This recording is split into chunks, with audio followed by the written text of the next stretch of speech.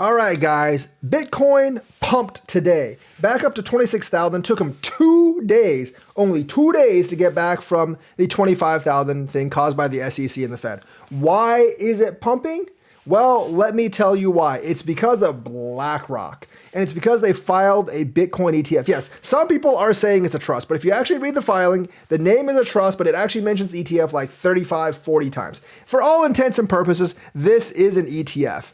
And because it's BlackRock and they're supposedly part of the cabal or whatever, they should get approved. But realistically, they should get approved because they actually have a monitoring feature that other ETFs don't actually have.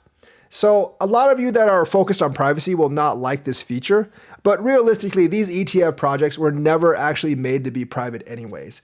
They're, going to report you to the government. So they have this surveillance sharing agreement with the ETF, with the SEC and market trading activity via the ETF, and that could actually give them the oversight that the SEC has been wanting other ETF applications to have. Now, here's the thing. If the BlackRock thing gets approved, my guess is other ETFs will actually implement this feature. And when they actually implement this feature, they will get accepted too. And that means a lot of money will be rushing into Bitcoin and crypto altogether. Now, there's all the altcoin case. And so I would actually just buy Bitcoin right now, because I do think Bitcoin dominance is going to increase to about 50%, maybe slightly more. Even though that's only a 2.8% increase, that's still a lot of price gainage right there. And as long as people are unsure about altcoins, Bitcoin is going to be the way to go right now. So I think for the next couple of months, probably Bitcoin.